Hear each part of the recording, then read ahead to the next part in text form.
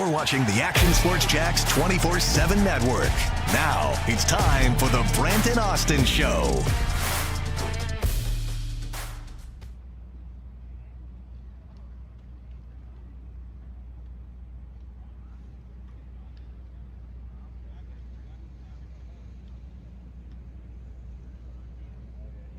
Dominating performance. They're not going to really get it because it's a lighter day in day 2 of the joint session. There's Brent Thomas Jr. He's got a red jersey on, that non-contact jersey. Came down on his shoulder yesterday after a catch, left practice, came back in, left practice again. Liam Cohen said after the practice session, not a big deal. Let's just get him ready for Cleveland. And so he's doing some work, but obviously with the non-contact on today. And fortunately for him, there's not a lot of contact anyway. Not a full pad session. No crowd here today to set the scene. This is a day that they weren't even sure they were going to have when they had these joint practices. And I think that's one of the reasons they didn't open it up to fans. This was kind of let's make a game time decision the week of, or even the day of, about how we want to do Wednesday of the 2-day joint practice. And what Todd Bowles and Liam Cohen decided was, hey, we're going to work a little bit. 2 of the sessions will cross over on fields, and we'll do some 7-on-7 stuff in the spiders, not the full pads, and we'll get our work in against each other, give a different look, but then we're going to go back to our normal practice routine and just share the field. So that's what's happening today. Therefore, it would be a little bit less exciting for the fans, number one, and probably a little bit less exciting for us, number two. But I do think it means the Jags are going to leave this week feeling pretty good about yesterday's practice session, and that's what they're going to take with them now in the next couple of weeks. It's not like they're going to take a preseason game because they're not playing in terms of the starters. And I think it's good to have some momentum and feel good. What does it mean September 13th? Absolutely nothing. We've done this way too many times, and we know that. It doesn't mean a whole lot if that is the case. So Brent Martineau here, Austen Lane down there, Jason Hamby down there, Chandler Dantzler back in the Action Sports Jack studios. So we have you covered here today. We'll have a conversation with Orhorhoro, who I think has really been opening my eyes. I don't know if the coaches feel the same way, but I've noticed him the last couple of weeks, and I think that's a very good thing for the Jacksonville Jaguars, especially since Regis hasn't been practicing as much. I know it's somewhat of a different position, but it just gives you a little bit more depth and adds what you can believe in on that defensive front, so I like that. Josh Hines-Allen coming off a huge day yesterday, tweeted about it too. Not sure that was fully necessary, but it is what it is.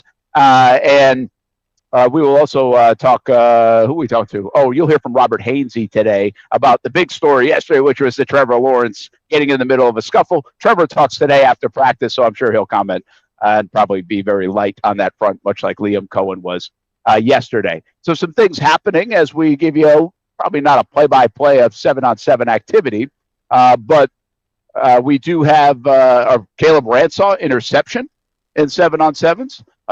5 or so snaps from Travis Hunter to start on offense and then moved over to defense. And he's currently here on defense right now against Baker Mayfield and the weapons of the Tampa Bay Bucs. And offensively, Trevor Lawrence and company on the field right now. But again, he's without Jacoby Myers and Brian Thomas Jr.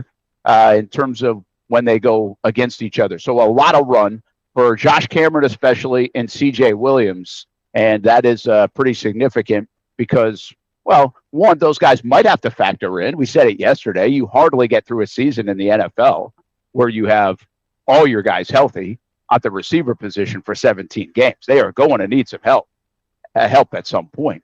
And it's just good from a depth standpoint because these guys have really looked good, C.J. Williams and Josh Cameron, so far this camp. Now, can they continue that, give you some confidence and momentum and build the confidence and rapport with Trevor Lawrence is, I think, an important thing. C.J. Williams just made a nice catch on that field moments ago, too. I feel like I see Cameron a little bit more, especially with the ones, but also making plays. It's going to come down to special teams in that front, too, but also who knows the offense, what positions they want them at, all those other things. But I do wonder just how much those guys can contribute early on. It looks like 2 really nice draft picks for the Jacksonville Jaguars at the wideout position. How much can they contribute and help Trevor Lawrence and Liam Cohen on the offensive side of things. One, if needed, but two, from a depth standpoint, to get other people off the field. And then, of course, we mix in Travis Hunter somewhere along the way. Notable again to me is Travis Hunter really has the balance of scales has tilted toward defense. And that's not a surprise. Mike DeRocco does the counter every day. And if you go follow Mike, I mean, the counter has really shifted. I think yesterday was like all defense, if I'm not mistaken. There have been a couple practices like that now. So the emphasis is getting chemistry and, everything together with this defense where he can make the most immediate impact to help this football team win games and then wrinkle him in and package him in on offense. That has really not changed for a long time. That's been the way we thought this thing would unfold. There's been consternation about it, conversation about it, but I think that's kind of how we thought this thing would unfold. And right now it's a 2-1 at least, maybe 3-1 snap count on defense for Travis Hunter. And so Anthony Campanelli's got him. I mean, he's one of the guys. And he is the guy in that secondary that needs to play like a number one corner. And I just think we've seen this thing now evolve and come to fruition the way many of us anticipated it, but it's now illustrated right in front of our face. The fascinating part of Travis Hunter will be how much does he play on offense? How much impact does he make on offense? And we will see. We don't know. I just don't feel like, if I'm being completely honest, and this isn't a knock on him, we love the Travis Hunter pick.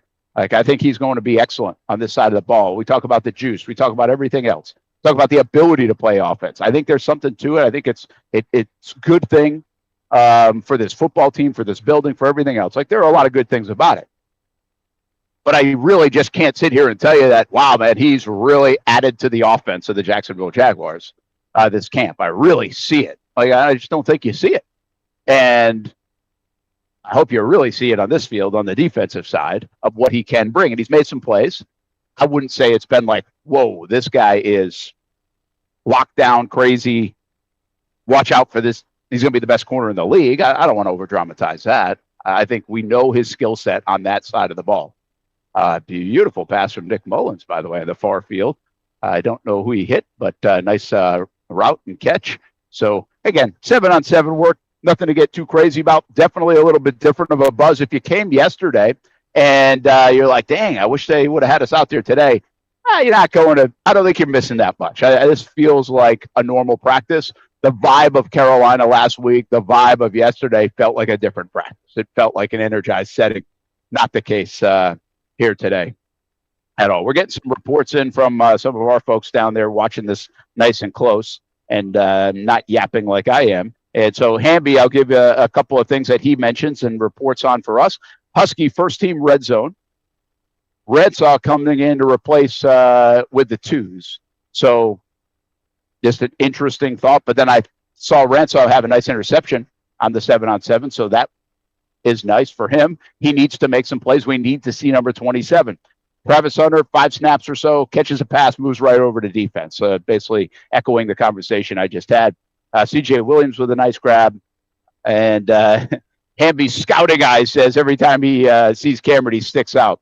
He's so much bigger than the other wide receivers. He has like it's not just a big frame. It just doesn't look like that body should do some of the things that it can do in the kick return game and everything else. And he's an intriguing player.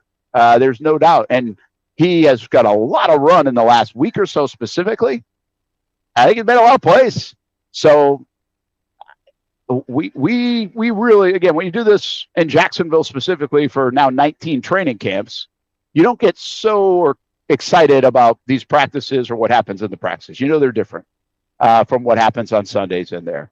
So I'm not going to embellish the fact that, wow, watch what Cameron's going to do this year. First of all, they don't need him to do anything if everybody's healthy. They hardly need him to do anything.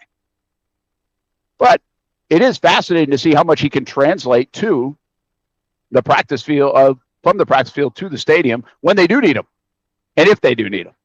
I think with this run with the ones is really a good thing for him. Austin Tremmel with a catch from Trevor, who stuffed it in there as well. Trevor had a nice day yesterday overall. The defense was more dominant than the offense.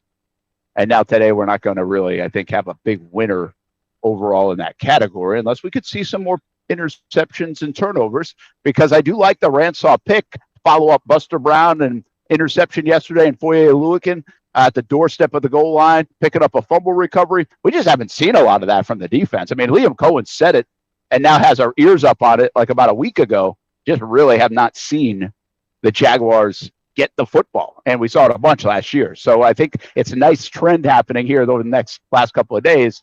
And maybe we even see it with the 3s and 4s in the game on Sunday, and I think that would be a nice thing to see. Speaking of Josh Cameron, by the way, just threw a bomb to him.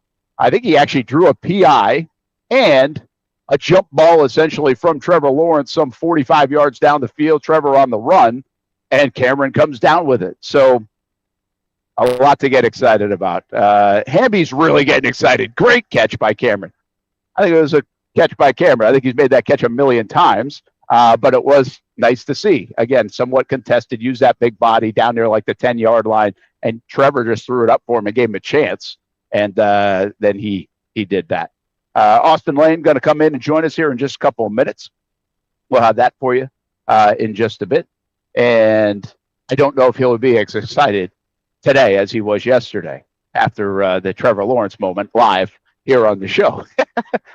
Which Chandler Dantzler, I think that kind of made its rounds a little bit, didn't? How are you doing today, Chandler? I'm doing great. Actually, I see that Hamby put the sound in on the soundboard of Austin screaming about. Oh, we got. Oh, let's hear the reaction. This is a first timer. So, what did it sound like if you're just jumping in?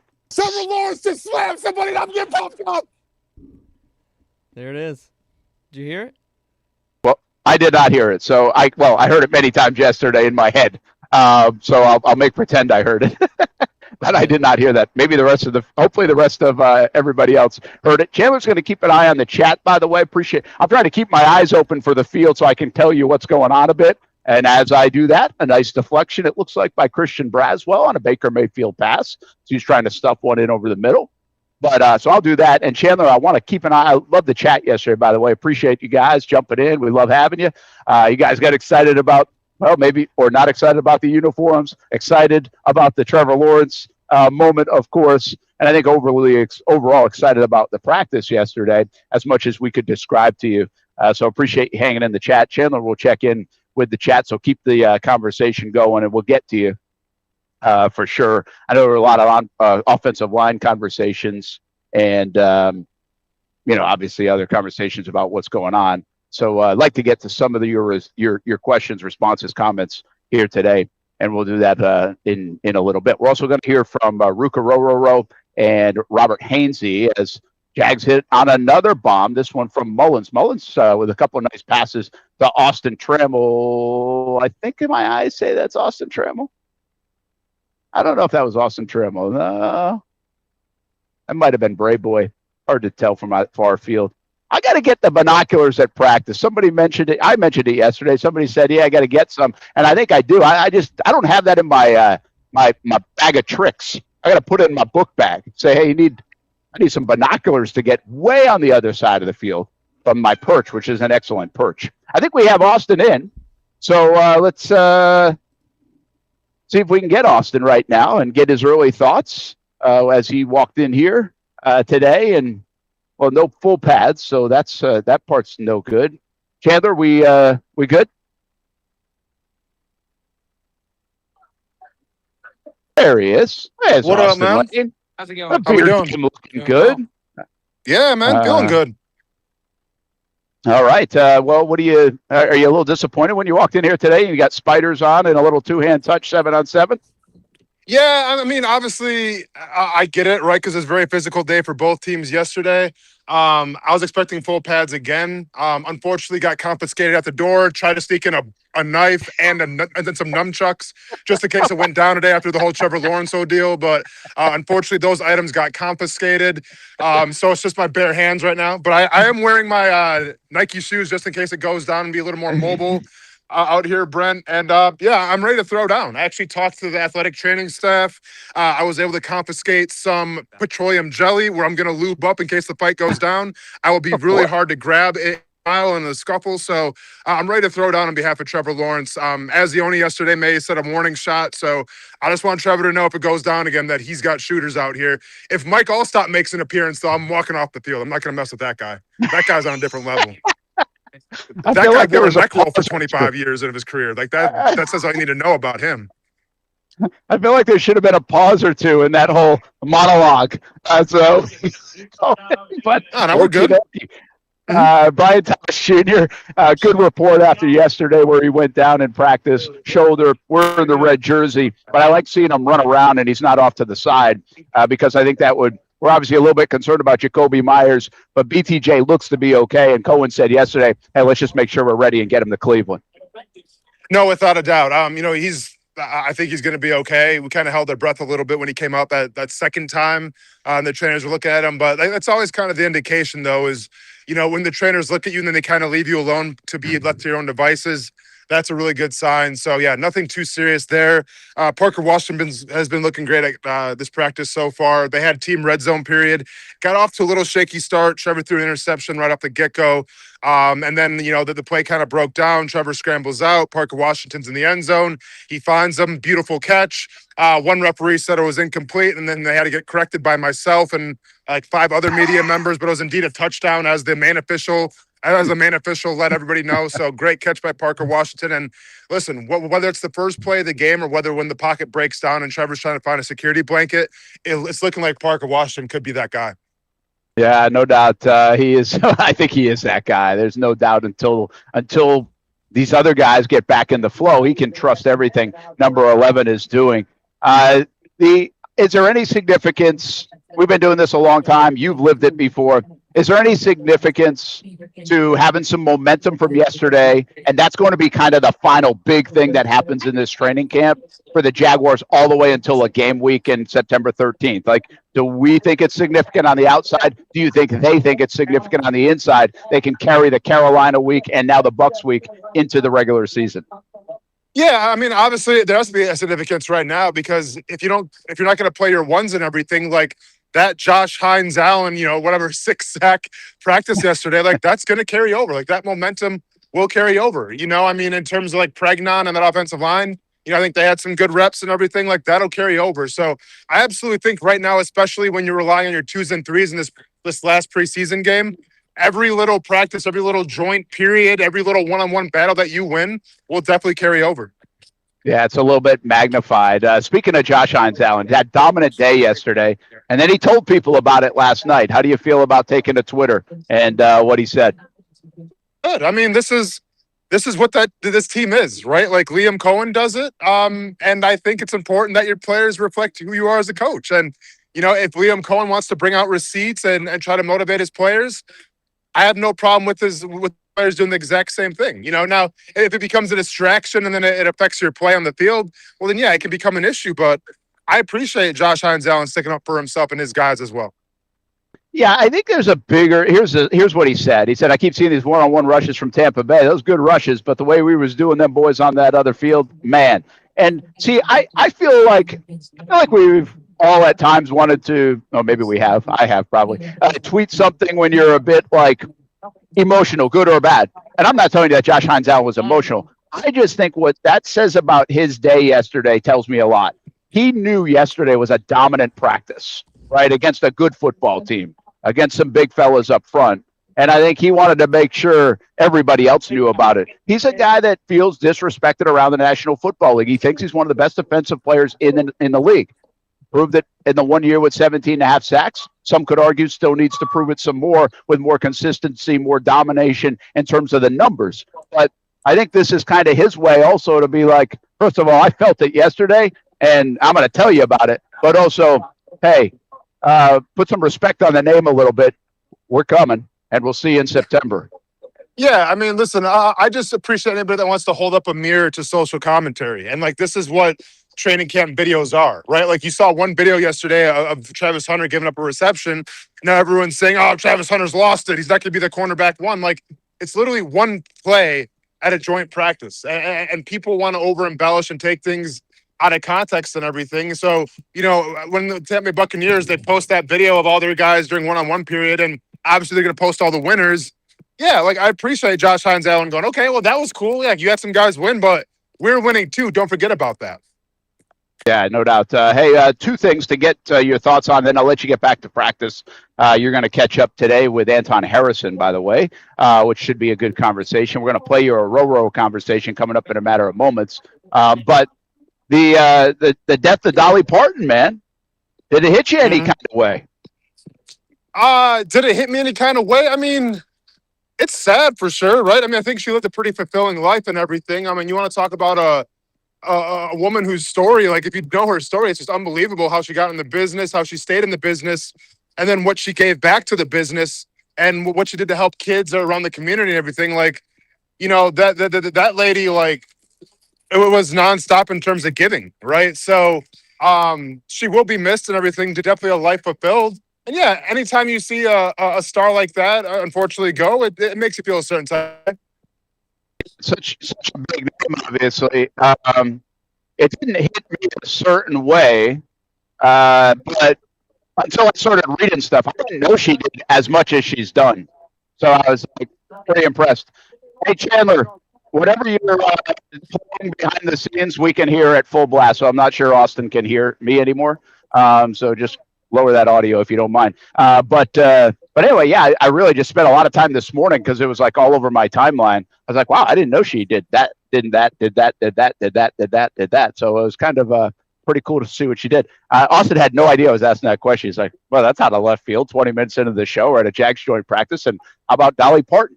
So there we go. We're all over the place here on a Wednesday morning. She's a trending topic. I'm not taken back by it. I think it's worthy of talking about, man. She's a great lady. You are a trendy guy. Speaking of trending topic, about the uniforms, now that you've had a day to dissect them, I feel like they're growing on people a little bit more after the initial reaction. Do I have that right or wrong? Have they seen the pants? So you know how to pay it, okay. No, I mean, seriously, like, did they really take a hard look at the pants? Well, I think it's hard to take a hard look at the pants unless you like really zoom in on the. Well, have you seen the pants in 4K? I have. Yeah, I saw them up close. So, like, you know. And your thoughts? Yeah, I mean, I actually like it on the number. I don't know if I like it on the pants because it also is on the number of the jersey. That print. I think it's better on that than it does all over the pants, if I'm being honest. Mm-hmm. Yeah. Okay. Yeah. Like it's a lot. I don't mind the teal helmet. Just to me, it's the pants that might put it a little over, I think. And when I mean over, like over the top.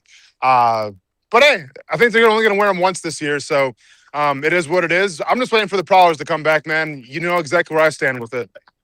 Yeah, everybody does. I mean, I think there's crazy groupthink on the Prowlers for sure, and that's okay. That means that's unanimous, and people love them. It's hard to hate on them.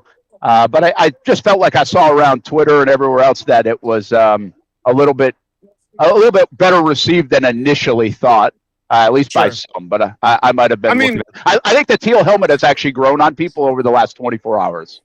Yeah, sure. And I think the jerseys, like, if you just want to buy the jersey, I think that's a pretty cool looking jersey, like with the font and everything. It's a little different. I'm just seeing here now that you're actually rocking this in the AI picture. I don't know why you look like Adam Vinatieri 10 years from now. You look a little weathered, but you look good. Yeah, well, I told Chandler, he's like, how's this look? I was like, well, it looks like I need to take a crap. That's what it looks like.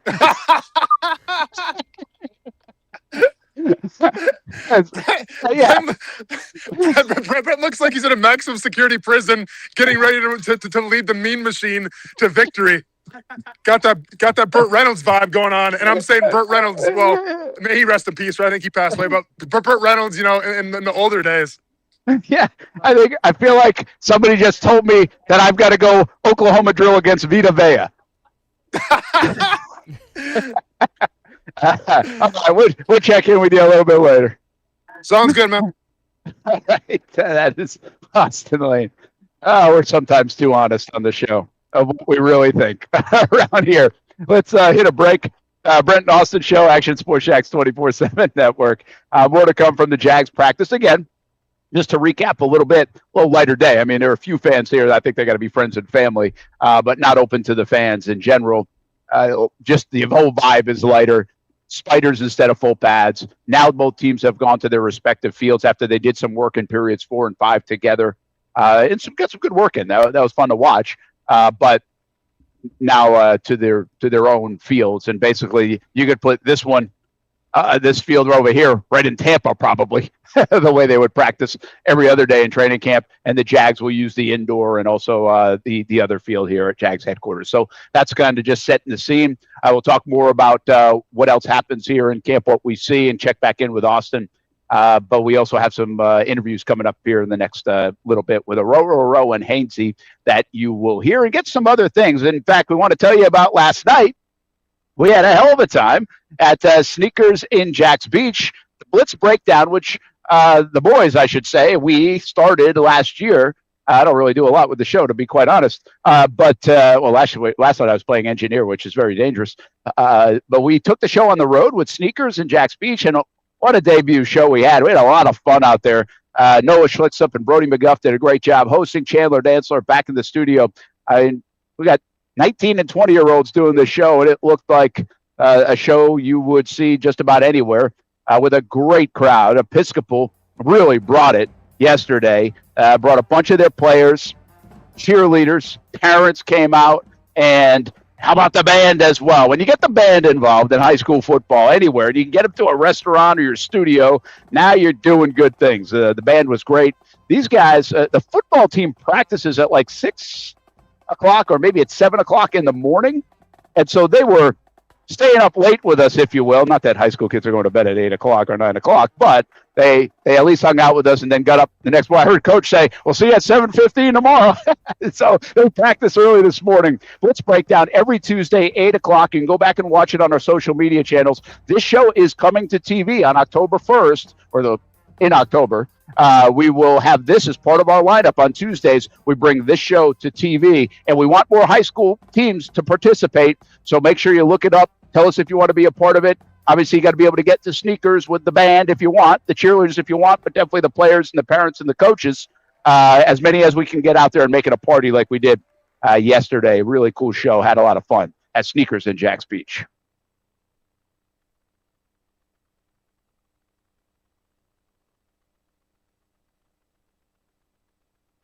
Attention Jacksonville drivers, we heard you loud and clear. You told us oil changes were taking too long, and we listened. That's why we're proud to introduce our brand new Nimnik Express service. We've added additional staff so you can get your oil changed without ever having to book an appointment. Just pull into our express lane and we'll take care of it. In the neighborhood, running errands, just realized you're overdue, just stop on in. No appointments, pull in, get out, get going. Nobody but Nimnik.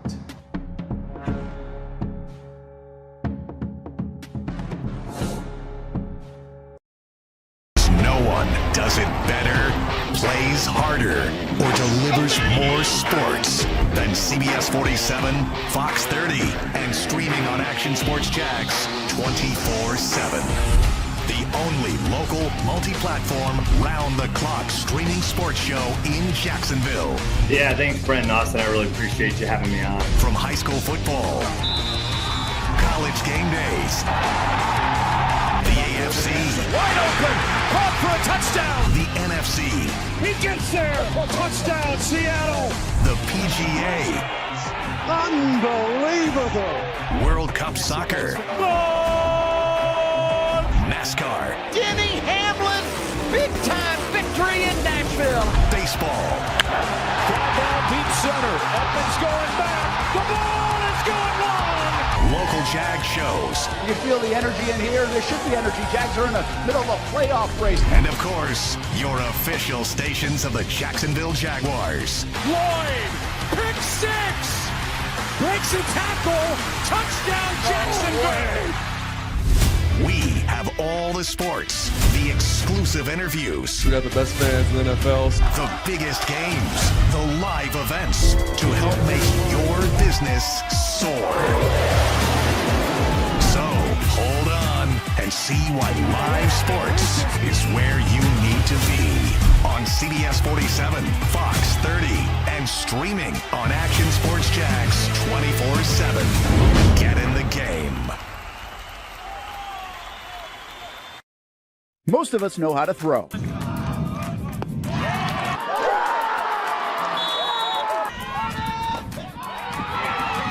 But you need to know what to throw. I'm not talking about footballs, baseballs, softballs. We're talking about those items you need to recycle. Republic Services explains it easy. Recycling simplified. 1. Know what to throw. When in doubt, throw it out. 2. Empty, clean, and dry those materials. It takes an extra minute, but it makes a big difference. And 3. Don't bag it. This makes the recycling process faster and more efficient. This is a look at the Republic Services North Florida Recycling Center. You can make this process even more efficient. By utilizing those 3 steps, Republic Services can help you become a better recycler in your home. Learn more at recyclingsimplified.com. What a throw! Touchdown, Jaguars! We're coming for you. They're going to get him on the ground, and that's going to end the ball game. We show no mercy. Lawrence looking deep in the end zone. Touchdown! Duval! ETN is going to take it all the way. Right here on CBS 47. CBS 47. Right here. Your official station of the Jacksonville Jaguars. And the Jaguars strike first. Go Jags. It can be a silent killer, but awareness is getting louder. Blood clots take more lives each year than car crashes. And just like driving, you have to be defensive. A few easy ways to protect yourself or someone you love are to learn your Caprini risk score and ask your doctor about your blood clot prevention plan. Emily's Promise is a local nonprofit named for Emily Atkins, a young woman from Fernandina Beach who died after a preventable blood clot following a broken ankle. Her legacy is now driving change across Florida. The Emily Atkins Family Protection Act strengthens how hospitals screen for clot risks and train staff to recognize warning signs. Blood clots can affect anyone, including athletes, and the signs can be easy to miss. So be aware, be defensive, and help beat a silent killer with loud attention to risk factors and symptoms. Learn more at emilypromises.com. That's emilypromises.com.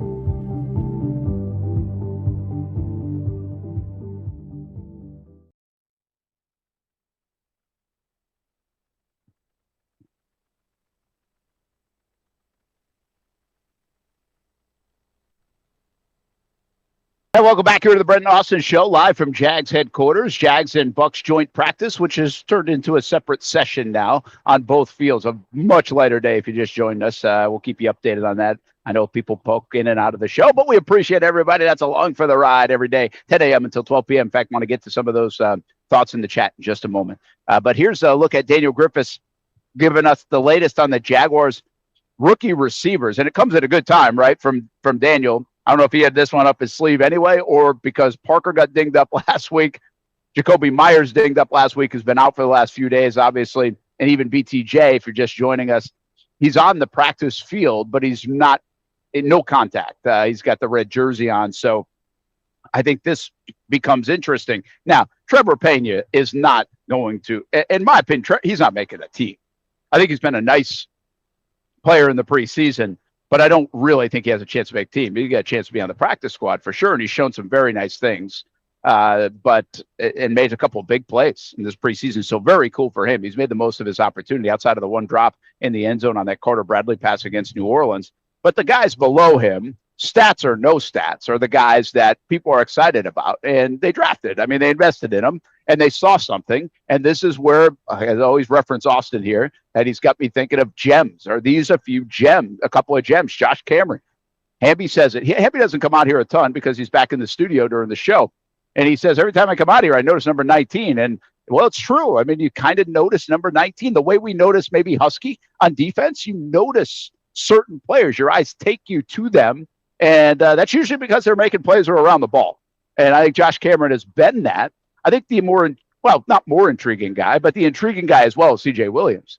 We have heard countless players in production meetings or on the microphone say this dude is super bright. He's really a good player, but he doesn't make mistakes. We had Trevor Lawrence, and I think it was Udinski. I think Trevor Lawrence and Udinski maybe Was that it? Yeah, maybe it was Cohen. It could have been Udinski. Both said, I think he's made like one mental mistake. And this was as of like last week.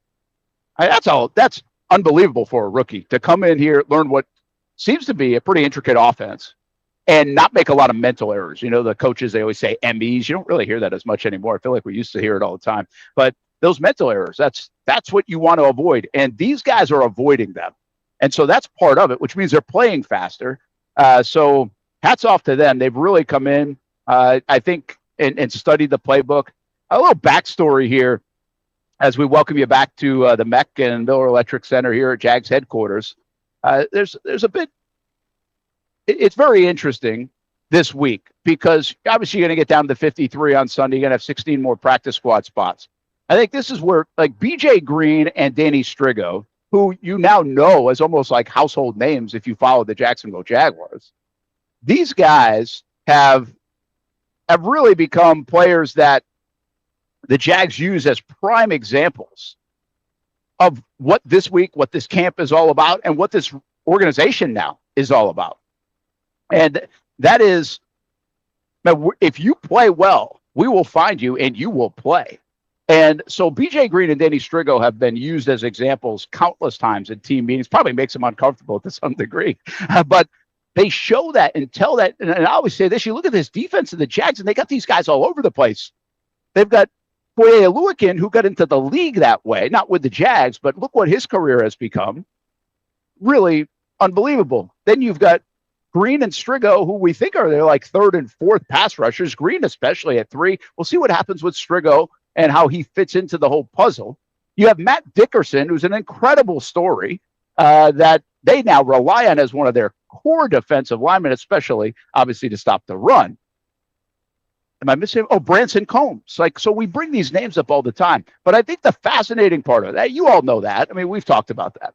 But I think the thing that maybe you don't know, and I think this goes a long way, because you wonder about, does this kind of stuff matter? And it's the extra work. And Liam Cohen told us last week in one of the production meetings, he said, you know, maybe it's CJ Williams, maybe it's, you name it, a Husky or whoever. Those guys are upstairs in the coaches' offices all the time. Branson Combs, upstairs in the coaches' office all the time. And I said to him, I was like, all right, like we hear that stuff. Like everybody says you work a little harder or you're going to spend a little time watching tape. I said, does it really matter to you guys? And he said, absolutely. I think it correlates. Like it matters. It correlates because we saw BJ Green and Danny Strigo and Branson Combs last year up there all the time. And so I think that's a nice message to be able to share with the team, but I think it's a nice message to tell you about that stuff's real. Sure, you're going to meet in the team room. You're going to talk to the guys in the locker room. You're going to be in your playbook. You're going to do what you do out here in the practice field, extra jugs machine, extra drills, all those things that go into being a pro. I mean, you're getting paid big bucks to play in the league, or you're trying to make big bucks to play in the league. Hell of an opportunity. Some of these things you should be doing. But it's the little extra work there that BJ Green and Danny Strigo specifically, and I would throw Branson Combs in here because we know their success stories. It might have been more guys. I'm just giving you the names that make some sense to you. That they really earned opportunity because of the extra study they put in. It then translated to the practice field, got the attention of the coaches, and now it's translating into the game to the point where those guys are big parts of the defense. And so when you hear the Josh Camerons and the CJ Williams and the Huskies and hopefully the Ransaws of the world, if they now tell them that story, they say, hey, this is how you speed up the process. And you don't have to necessarily be an undrafted guy to do that. I'm giving you undrafted free agent stories. That's one way to do it. But you can also do it as a draft pick or as a player if you need to catch up on some things. And that's a perfect example of Ransaw, because Ransaw, they're treating him basically like a rookie. He didn't play last year. He hardly was around it last year. He was hurt from the jump. So I think I thought it was a cool story. I'm not surprised to hear it, but I really did want to know genuinely if Cohen thought like there's a correlation. Do they feel like there was one? And all that matters is they feel like there's one. So you would naturally say yes. Hey, Brent, if you don't have sugar every day, you'll lose a couple of pounds. Yeah, like if I worked at that, I probably would be in better shape. Yes. but that makes sense. So if you work a little harder, you're going to get an opportunity. I don't think that's the same as me losing a few pounds, not eating sugar. That's not a direct correlation all the time. Just because you work harder in here doesn't mean it's going to pay off there. And you're going to get opportunity. Not in this league, especially not if you're invested in, making a lot of money, high draft pick. That's what's different to me about this organization. And then you've got the other side of it. Look what Parker Washington's done over the last couple of years. Not even with this regime. 6th-round pick, little whatever, slow development. And look where he is now. Now everybody's raving about him being here at 4:55 in the morning. But he's been doing that. Not just now. You're just noticing it now. He's been doing that. He said he was doing it ever since like high school. That's just the way he's built. So I just like that. I think that's pretty cool. And I think it's hard to do sometimes. I think human nature says, hey, man, I made it here. Like, let's enjoy it. Right? I mean, pretty complacent. Like, I don't need to not eat sugar, Chandler Dantzler. I just go have a couple cookies instead. Be fine. Not going to lose my job. Yeah, you'll be fine. If I have a couple cookies, I'll be fine. I think you can have a couple. But what's that? I think you can have a couple cookies here and there. A couple cookies here and there, but not if I want the actual realization of losing a couple pounds. Yeah. So anyway, I think that stuff is all kind of fun. I want to get to the chat, and I think Jason Hamby's going to jump in. Then we'll get to Orhorhoro as well. I got some things in the chat real fast. Let's see. What do we got? We got a lot of Dolly tributes, which is kind of cool. Again, I was watching a lot of that this morning pretty early. My timeline, I just kept clicking on stuff, which was kind of wild. I didn't plan on doing that. There's one comment that's pretty funny. Delphonic says, since there's no video of the choke slam, can Austen reenact the slam on Hamby? Thanks. Yeah. I saw that one. And hopefully, yes, with a Scottish twister included. I want to see that as well. Maybe he can. Glad to see BTJ back out there, says Duval TV. I think that's good. I like Daniel Kilkenny's countdown is good. I saw this. What did he have yesterday in the chat? It was kind of a random Jag on the days. Shoot, I can't remember. But Matt Jones days until real Jaguars football now, as we're getting inside 20 days to go. Not everybody likes those pants. I get it. Austin didn't either. Reese, you give me too much credit for looking fresh, man. I don't know if that's the best fresh-looking picture of Brent in AI, but at least I got the jersey going. And the, what the hell's the name again? Alabaster. That's what it is. I learned a new color this week. The unis might look better when they play on the field. YB400, I am convinced that is the case. You know I'm not a big uni guy, but I am convinced if the Jags two-tone helmet experiment came with the Jags winning 13 games, they would have looked a hell of a lot better. So I just think that's the way it works. The movie replacements on the kicker. That probably fits the bill a little bit more. All right, let's. What do we got? We got Hamby in. We got Hamby. Hamby wants to get in the game. Hamby, do you have is that? Well, you got your whole shirt unbuttoned or something? That's what I'm looking at you. You got one button, man. Great, feeling great. Feel like we dominated today. We had a good practice. We did what we always do, and that's go out here and execute and focus on us. So it was really good practice. I sensed a lot of energy today. I mean, was that kind of the goal going into it? Joint practice, your third joint practice with a different team. What is the team mentality like going into a joint practice, especially against the Tampa Bay Buccaneers, where these coaches know each other a little bit? A joint practice, man, it's really how you still an extra game, man. It's really game day out there. Everybody got their game face on, and I feel like once you get in that mode and that mentality, it's so much easier on game day. Because especially this being the last time we get work against another opponent up until the first game, so everybody just went and left it out there, and that was really good to see. I saw you doing your thing today. I think you had a quarterback sack or a couple of them, depending if they want to count them or not.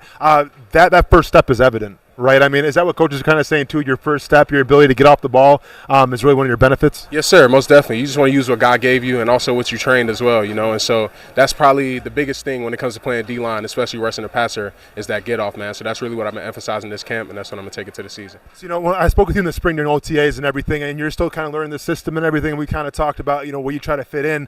now being ingrained in training camp, being ingrained in the system a little bit, I think Coach Camp does a great job of utilizing guys to their strength. What are some of your strengths? How you been using this defense so far? Yes, sir. He's just letting me go out there and play ball. Use my hands, strike blocks. Use my physicality and my extension, and he just lets people go out there and play free, honestly. And he demands it from you every single rep. It's not like he wants you to succeed. It's not like he just wants you to go out there and play. Every single rep, he's demanding excellence, and that's rubbing off, and that's rubbing off on the whole team.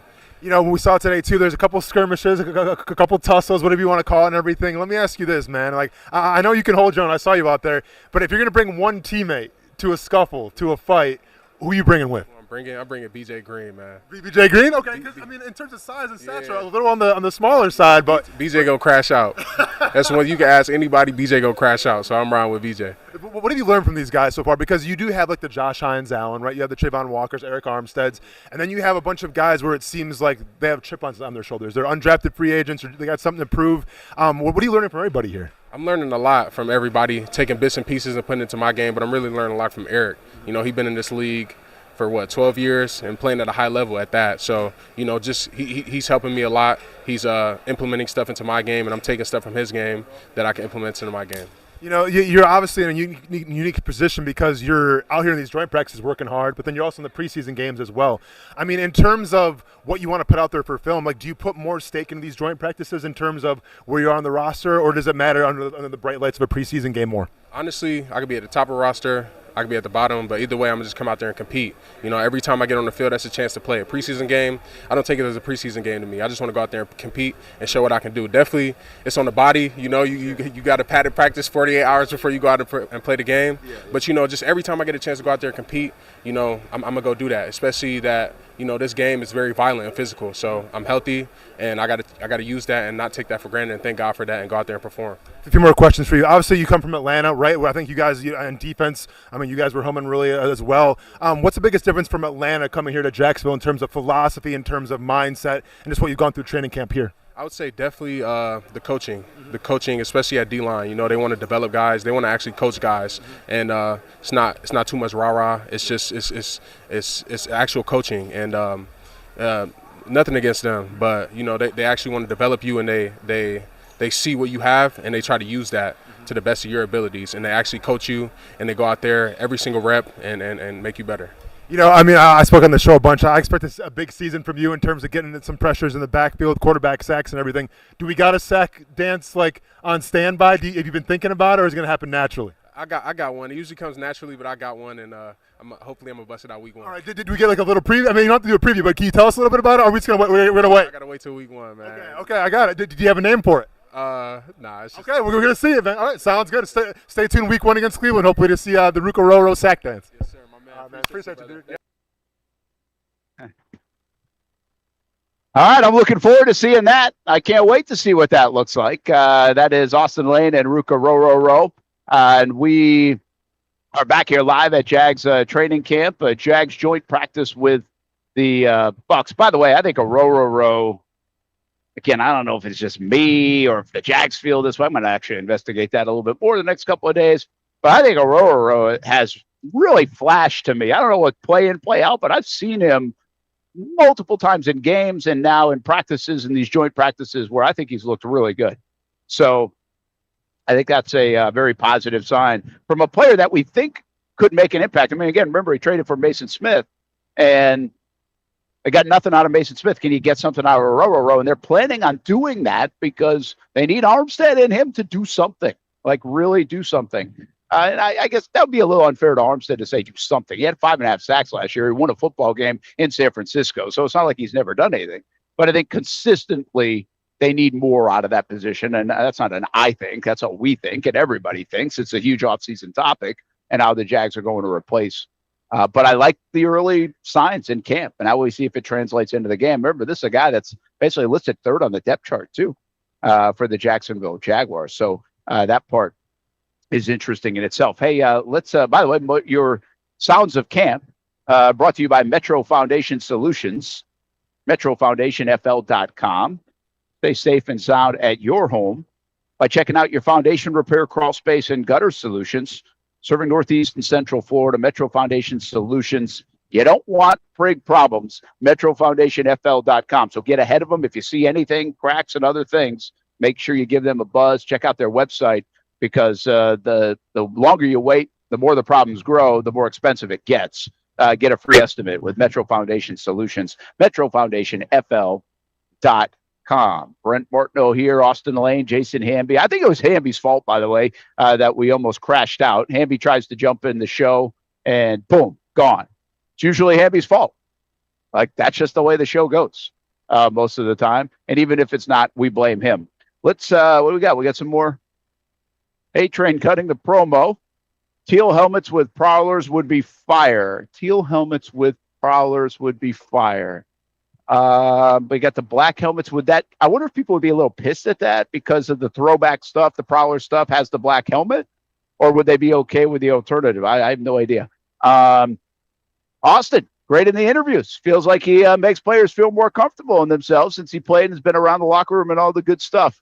Jags Japan, you're on to something here. I think that's totally a nice change of pace from the rest of us doing interviews, and also kind of does it a different way. So that's why we like having Austen out here at camp and getting him some interviews. And even if that means me talking the entire show and him not here next to me, but he gets to watch some of the practices and stuff. So yeah, I think fun interviews with Austen. We'll hopefully have a couple more of those. We actually have a cool one, I think, planned that we'll have on TV as well coming up in the next, I don't know exactly what it is. We've got some fun stuff coming next week because we always do an annual NFL preview show, a Jags preview show, essentially. That's on September 11th this year, on Friday, September 11th, before the season starts. By the way, it has no tie into September 11th. It just happens to be on that day because it's opening week in the weekend in the NFL.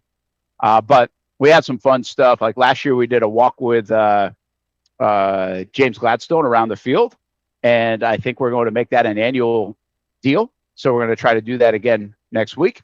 And then I don't want to give away too much. We'll see what comes. Break. Live here, right here on Action Sports Jax 24/7 Network. Baker Sports. It's a hometown business filled with hometown people trying to make you feel right at home. Chris Conley, Jacksonville University. Walker Wright, class of 2018, West Nassau High School. Michael Young, Fletcher High School. Baker Sports started in a grassroots way and now outfits much of the Southeast. Samuel Coffrin, Paxton School for Advanced Studies. High school sports, travel sports, youth sports of all kinds. They are a one-stop shop carrying Nike, Adidas, Under Armour brands, and more. Vincent Caldes, Oak Leaf High School. Tony Mazzio, Sandwood High School, class of 2002. Whether it's sports teams on the field or it's your team in the workplace, like our Action Sports Jacks team, and community events like the Dream 18 Golf Tournament, and many others. Colt Tilly, Hilliard High School. Reagan Webb, Eagles View Academy. Look good, feel good, play good with Baker Sports. Custom sports apparel since 1997. Shop with the hometown team at bakersport.com. Local sports content anytime and anywhere. That's been the vision of the Action Sports Jax 24/7 network as we bring you live events and exclusive interviews just like this. I'd be lying if I'd have said in 1995 when they picked me that 30 years later I'd be sitting here. Let's see this weigh in right now. What do we got? Oh, we got a big hole. 44.48. There's the moment here. Lead is 14, matching the largest of the game. Crawford, he oh did it my again! Gosh. If we can't do the minimum of making it to the Final Four, then something's really not right. And it's only growing from there. So join the thousands of people that have been tuning into the Action Sports Jax 24/7 network each week. Download the apps, save the website, or tune into any of our social media platforms as we bring you local sports anytime and anywhere. So come watch some sports with us on the Action Sports Jax 24/7 network. Nimnicht is synonymous with Jacksonville, and now in 2026, Nimnicht is celebrating 85 years of partnerships with you. Longevity equals trust, and you want a car dealership you can trust. Thousands of vehicles sold, generations of families, all part of the Nimnicht family of dealerships. It's nobody but Nimnicht, and part of the reason why is this is a first-class buying experience here at Nimnicht Buick GMC. You're not just a customer, you're a friend. This is about getting a vehicle that best fits you and getting you on the road, and also helping you and your family down the road. Congratulations to Jordan Matthews, our committed to the uncommitted player of the year. Nobody but Nimnik. They are there for you and your causes, your car buying experience, and they are there for you 24 hours a day at NimnikBuickGMC.com. Experience professional plan. Emily's Promise is a local nonprofit named for Emily Atkins, a young woman from Fernandina Beach who died after a preventable blood clot following a broken ankle. Her legacy is now driving change across Florida. The Emily Atkins Family Protection Act strengthens how hospitals screen for clot risks and train staff to recognize warning signs. Blood clots can affect anyone, including athletes, and the signs can be easy to miss. So be aware, be defensive, and help beat a silent killer with loud attention to risk factors and symptoms.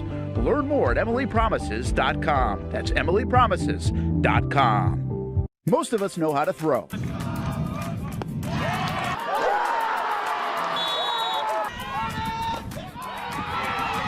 But you need to know what to throw. I'm not talking about footballs, baseballs, softballs. We're talking about those items you need to recycle. Republic Services explains it easy. Recycling simplified. 1. Know what to throw. When in doubt, throw it out. 2. Empty, clean, and dry those materials. It takes an extra minute, but it makes a big difference. And 3. Don't bag it. This makes the recycling process faster and more efficient. This is a look at the Republic Services North Florida Recycling Center. You can make this process even more efficient. By utilizing those 3 steps, Republic Services can help you become a better recycler in your home. Learn more at recyclingsimplified.com. You're watching the Action Sports Jacks 24/7 network. Now it's time for the Brent Austen Show.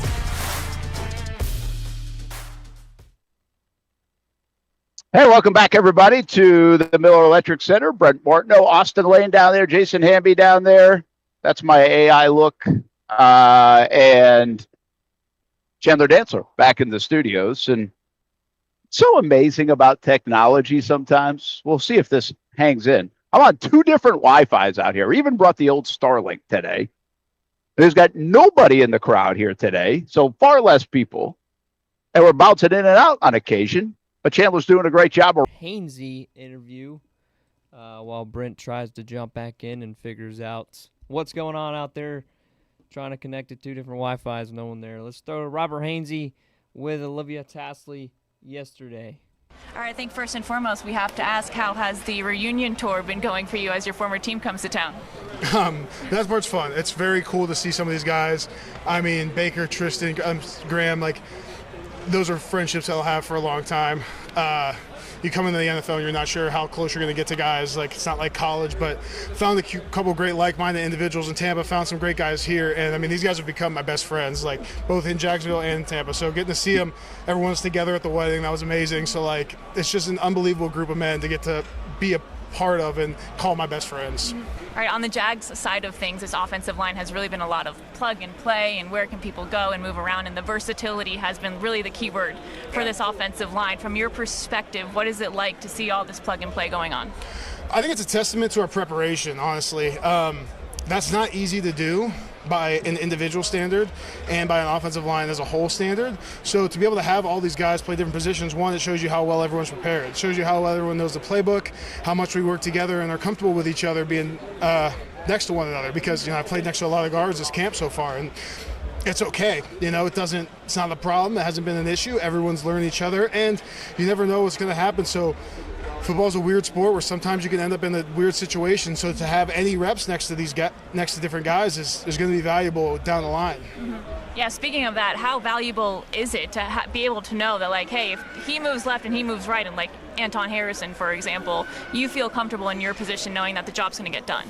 Yeah, I don't want to brush over the fact how impressive that is, too. Like, Ezra's been playing right. Like, that's not easy. I don't know what you guys think, but that left to right, it's not just like that. That is a completely different movement in your body. Everything's flipped in the playbook, and then you still got to go perform and perform well. I mean, that is a huge that's a huge difference. And everyone who's been bouncing around, but like I just mentioned those two guys specifically, Anton specifically, you know, he's comfortable over there. I have no worries about him. He's taking great steps in his leadership and his knowing the playbook.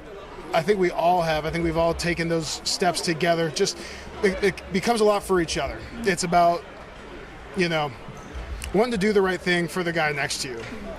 Yeah, you spoke about it. You know, you took a lot of steps last year, right? Everyone's learning this playbook. It was all about just being here and learning it basics. Now you guys want to improve and take those next steps. Have you been able to see those next steps being taken in these early days? Yeah, I think just the comfortability level everyone has with the playbook specifically is tenfold from this time last year. It's not even close. We don't have to communicate as much because we all know what each other are doing, and that's a great step forward because you don't want to have to be up there saying things all the time. I think that's a huge step. Like I said, just growing, having more of a relationship than we had this time last year. Like we're all great friends now. Like again, care about each other, care about the team, care about the city. Like all that stuff plays into wanting to just be the best version of yourself. Last year, you guys really protected Trevor. There was a 5-game streak where Trevor wasn't touched at all. Nice. I mean, how crucial is that for not only you, but this line, and then to take the next jump from there? Yeah, I mean, that's awesome. I think that's, you know, I mean, yeah, protecting the quarterback is so important. It's like in the run game, you got to get displacement, and you got to open up for the backs. In the pass game, you got to protect the quarterback. That's our main two jobs. The two most important things we can do is get moving in the run game, protect the quarterback in the pass game. So that's awesome that, like, you know, I do think we took steps forward over the course of last year. I think we're getting better at both of those things this camp. And at a certain point, you know, it's the mentality of I'm not going to let anything happen. I'm not going to let a guy get near Trevor. I'm going to do everything I can, and I'm going to have my guys back. We're going to have each other's back. We're going to try to pass things off and see it. We're going to work together. It's not just 5 guys working by themselves out there. It's one unit, and that's a superpower for an offensive line. And speaking of the run game, you guys, I mean, skyrocketed. It seemed like you skipped so many levels, going from one of the worst in the NFL to now one of the best. How crucial is that to get that going the first year and now to build off of it in year 2? Huge. I mean, the thing about the run game is it takes all 11 players on offense. Receivers got to block, tight ends got to block, Trevor's got to carry out his fakes, offensive linemen. I mean, that's our main thing. Like, we're always going to do that. I like to say, like, your skill positions are kind of going to set the tone of your run game a little bit because without them, it's not going to go. When they're bought in, what like our guys are, because we coach it, we harp on it, and they know how important it is, it gives you the opportunity to take major steps. So this year, you know, it's where can we improve, and it's always going to start with our technique and fundamentals, trusting what the coaches bring to us, trying our best to make it work. But those are always the 1 and 2, technique and fundamentals. Have you noticed a change in Liam in this second year with him? No, I think he's been unbelievable this camp. I think the expectations have been clear and concise. He's been encouraging, like he always says, demanding, not demeaning. He wants the best for us through our performance and as a team, as players, offense and defensively. And, you know, he's continued to be the same guy, the guy he is. And it's one of his best characteristics, his best traits, because when he is himself, he's the guy you want to go play for. You want to go perform and you want to do your best because it feels like he's in it with you. And that's not always the case with coaches. Last 2 for you. First and foremost, Trevor played today, body slamming someone out there on the grass today. Is that what I've heard? I couldn't see it for myself, but I'm hearing Trevor made a huge play stopping a guy out there. I wouldn't Did you see call it a body slam. I love the guy. But also, I saw him grab someone and lost my freaking mind. And I was like, dude, get out of it. Me and Anton were like, dude, get out. What are you doing? I was like, let's not do that. But a credit to him. Tells you who he is. I mean, he freaking loves his teammates like the rest of us, and it's what it's about. Like, we're gonna fight for each other no matter what. And last one for you. You have a little high school reunion going on with, is it Falele? Yeah, Daniel. From IMG. Yeah. What's that been like to have like such a small world moment? I mean, right up the road in Jacksonville, here you guys are on a team again. Pretty cool, yeah. So my senior year, he came into IMG. That year he didn't play, but we got to know him a little bit. I got to know him a little bit over the course of the year, and he was always such a nice, quiet kid. And I followed him since, you know, through Minnesota to Baltimore, and you know, it was kind of cool to see him again. He's a great kid, and I hope he can make the best of this opportunity and just continue to get better and better. Perfect, Robert Hainsey. I appreciate your time. Thank you. Thank you so much. You're welcome. That's Robert Hainsey. Good interview with Olivia Tassley, and I've always enjoyed listening to the centers talk. We've had Mitch Morse on before. Brad Meester was an all-timer for me. Still love catching up with the Meesters. They come into town for a couple weeks every summer. And he's coaching high school football, by the way, head coach in Iowa. And they just give so much insight about the whole thing. I think that job is so hard. And Hainsey's been a fantastic go-to over these last couple of years because he's familiar with Liam in Tampa. So I just have a great appreciation, one, for I think how difficult the position is to play and how stabilizing they are to an offense, to a huddle, to probably a locker room. And on top of that, how eloquent they usually are at putting things in our terms, not getting too into football, but can layman's it for you. And I really think the centers are so good at that. And I appreciate Hainsey and like listening to him talk some football, like I mentioned about the other guys too. A couple of things coming out of that. I thought it was really interesting, his reaction to the Trevor Lawrence moment yesterday. And Trevor, practice is ending here, so Trevor's about to talk to the media. And I just thought it was pretty interesting that he was like, dude, what are you doing? Like, you're not supposed to do that. Get out of here. And like that guy specifically, but also the entire offensive line, it's like you protect him at all times. Like Trevor could be walking to the parking lot and you'd be blocking a fan from getting an autograph because that's just the nature of the job. It's just like institutional for them is to make sure nobody does anything to Trevor Lawrence. And so he was like, what are you doing? Why are you getting in there? So I thought it was pretty funny, but I also think I have no idea other than over dramatizing it like we probably did yesterday and had some fun with it. I think there's a subconscious to what happens. I think it can be brought up. Forget who he's referencing in the Atlanta Braves season, but I've always said this about like brawls in baseball. I've been in a couple of them in high school and college, and they galvanize the hell out of a team. And so we didn't see that. I think you scuffle a little bit, you can galvanize. I just wonder if there's a little bit of subconscious when you see your quarterback do that, if that does just give you a little bit extra. I mean, not crazy. It doesn't make you go from 9 wins to 13 wins. I don't believe that. I just think there's a little something in there. And to me, in many respects, it was the moment of camp. And I'm telling you, behind closed doors, I don't even have to ask, but behind closed doors, Liam Cohen has to love that. Like, love there's no bad side. I mean, unless he were to get hurt in that little scuffle, which was so quick, that wasn't going to happen. But there's really no downside to that at all for Liam Cohen and this coaching staff. So I think it was a great thing to see. Trevor, I just saw him walking to the podium, so he's going to talk about it probably because he'll be asked about it. And my guess is he'll brush it off and laugh it off, and that won't be a surprise at all. The other thing that was interesting, Chandler, you might appreciate this part, especially you're a private school baseball guy, and they went to Falele and Hainsey went to IMG. I didn't realize until I saw that connection that he was an IMG guy. But I was thinking about this the other day, Chandler, all the high school football we do. And you have so much pride in you. You got a lot of buddies at Trinity Christian. That's where you started. So much pride in St. John's Country Day. You win a state championship. My kids, Creekside. Yeah, again, that doesn't matter if you're public, private school, whatever. There's pride in your high school a lot. And I'm kind of curious with IMG, if they guys like, I would like to ask Hainsey, like I see him now, I'd ask Hainsey this, be like, do you feel that? Like, do you feel a tie to IMG? Because IMG is more of a factory than it is like a school. It feels like from the outside, but that might just be us kind of labeling it, stereotyping it. Again, sometimes we do that. I'm guilty of this on occasion, doing that with the private schools too. But there's still, like, it at St. John's Country last couple of years, a sense of community. It's a smaller school, everybody, all those things.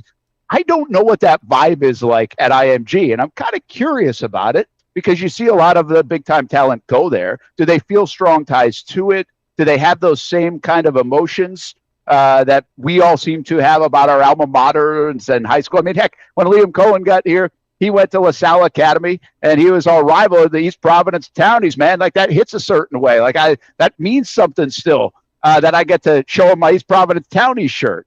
Like, I wonder, what's your feel on that? Like, IMG is, again, such a factory, collect people from all over the globe, super expensive to go there. Do you feel like they might have those same emotions about their alma mater?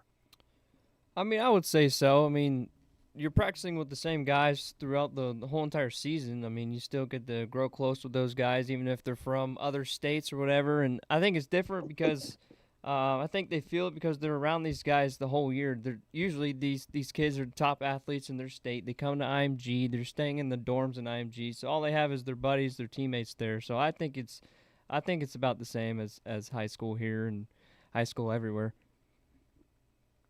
Yeah, probably it might be. I'm going to ask him though a little bit. I forget who else. Like I think Andre Cisco also might have went to IMG. He was here. I feel like. I wonder if there are now more guys. Now we got two of them. There might be more. I just don't. You don't look up the high school stuff that much unless they're local. On these guys, you look up the college stuff more often. So I'm now kind of interested to see maybe there are more guys that have gone to IMG and. I just looked at the rankings nationally. You got your big like Bosco's and what's the big one in Vegas? Bishop Gorman, right? And I saw IMG was like 4th or 5th in the national rankings, and I'm like, does that even count? Yeah, I don't think it should. Right? Like, does it really count? Like when you're like getting people from all over the country, it's one thing to be bowls and get people from around the area. Yeah. But around the country, the best athletes. Around the country, this feels like should you be like? No. I don't know. I don't have a lot of respect, I guess, for you being 4th or 5th in the country ranking when you're collecting talent left and right like that. But that is what it is. That's me. Yeah, everybody would love to beat them. That is for sure. Back here, and give you a little bit of a recap and a reset, maybe our recycled headlines of the day, republicservices.com, recyclingsimplified.com. Here's the deal for the Jags. The Jags had a 2-day joint practice with the Bucs, and yesterday was a physical one. Today was not. This was always a mystery of what they would do with the Wednesday practice. There's thought they might not do it at all. And then they decided to have a couple of team periods in spiders, not full pads, and they would go basically 7-on-7 against each other. And that's what the Jaguars and Bucs did today. They were a couple of good sessions, but certainly not as spirited as yesterday was for obvious reasons. And part of that was Todd Bowles and also Liam Cohen. Just they don't want to risk injury. They feel pretty good about the work that got in yesterday. I would think the Jags feel better than the Bucs felt about the work got in yesterday. But you don't want to risk injury. Now you go on to the regular season. And Cohen said, I think yesterday or Monday, this is the last padded practice for the Jags. Yesterday would have been until game week, the week of September 13th when the Jags play the Cleveland Browns in the opener here at Everbank. So it's kind of like the haze in the barn on camp right now. And this is about to break and practice is over. Guys are doing some extra work on the field. And now that's it. We'll see you Friday night for a lot of the backups playing and trying to earn a spot, put some good tape out there. Maybe the practice squad, all of that still exists. So it's not meaningless. Maybe to the fan it is, but certainly not to the players playing, the coaches, and other teams around the National Football League. But that is kind of the scene here. Brian Thomas Jr. had a red jersey on. The good news is he was doing some individual stuff coming off yesterday's shoulder injury, but he wasn't doing a lot. Obviously, a non-contact jersey for Brian Thomas Jr. Caleb Ransaw, had an interception in one of the 7-on-7 periods. Trevor threw an interception. I didn't see who picked it. Travis Hunter, handful of snaps on the offensive side, and then came over to defense. Where we started the show a little bit with that, where Travis Hunter, obviously on defense, seems to be very locked in and focused, specifically the last, I would say, 7 to 10 days, a lot more reps. And that balance now has really gone on the defensive side of things, which, again, is not surprising. It's just the reality of it. We've watched it evolve. So we'll talk a little bit more in a couple of moments about how the Jags now have broken camp and where they are at. We'll talk about that over the last couple of days, next couple of days too, and next couple of weeks as we get ready for the regular season. But I feel like with the health stuff overall, it feels better than it did at this time last week. And therefore, the Jags probably feel pretty good, especially coming out of the Carolina joint practice and yesterday's against the Bucs, feel pretty good overall about where they are at. And I was the guy saying going into that Carolina practice, the Jags might have been a little bit disappointed in their camp so far.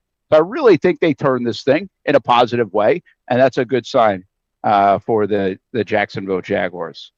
We might have Coach in the I would get Coach set up in a break. How about that? We got Coach Brian Jenkins Sr. from Edward Waters trying to get in, and we'll hopefully have that coming up on the Action Sports Jacks 24/7 network. We'll visit with Austin as he catches up with Anton Harrison today, too.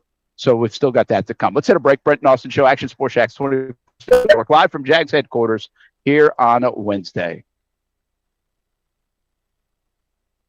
When we say the Action Sports Jacks 24/7 network is everywhere, we mean it. If you don't want to see our ugly faces and you just want to hear our takes, listen to the podcast. It's up 30 minutes after every live show. Spotify, iTunes, Apple, Google Play. It's really that simple. Just pull out your phone. I'm on Spotify, Action Sports Jacks. Every episode is right there, split into hour chunks, so you get exactly what you're looking for. I think it would be a better chance that Branson Combs wins the weak side linebacker spot than Wyatt Milam wins the right guard spot. And that's more because Patrick McCarry has done more in the league. Stupid take. He's more. Maybe you only have 15 minutes before the kids come home. You don't have time to listen to the full show. You're craving Jags content. The YouTube page is for you. We have a separate playlist called Brent Austen Show Segments. It's Jags only conversations right there every day. Subscribe. Don't miss any Jags content. Action Sports Jacks. If you don't see a pit, it ain't legit. When you hear that, you think Bono's Pit Barbecue, a staple in Northeast Florida now for 75 years. A place that feels like home with friendly service, a meeting place for friends, family, or business occasions. On the menu, the corn nuggets are a favorite in our house, but there's something for everyone. Sandwiches, platters, salads, sides, desserts, and family feasts. You see Bono's all over the place in Northeast Florida. You know, there are almost 20 locations in the Jacksonville area now, so stop on by, sit down, and dine in with Bono's. You can also take it to go. There are drive-thrus in many of the locations, and they have delivery options too. Just download the Bono's app to make things easy. I signed up for the loyalty program, and you can too, to get special offers. If Jacksonville is home, few things feel more Jacksonville than Bono's Pit Barbecue. Celebrate 75 years and many more to come. Bono's Pit Barbecue. If you don't see a pit, it ain't legit. In this video, I'm going to show you how to easily access Action News Jacks Now using your Roku device. First, launch Roku. Next, use the menu list to scroll down to the search feature. Then, use the remote to enter Action News Jacks into the search bar, and then click Action News Jacks thumbnail. Once you see this screen, go ahead and select Add App. Wait a few seconds for it to install. Once it finishes installing, press the star button on your remote and click on Move App or Move App to the top. Finally, select the app back on your home screen to open it. Now you can watch all the great content on Action News Jacks Now.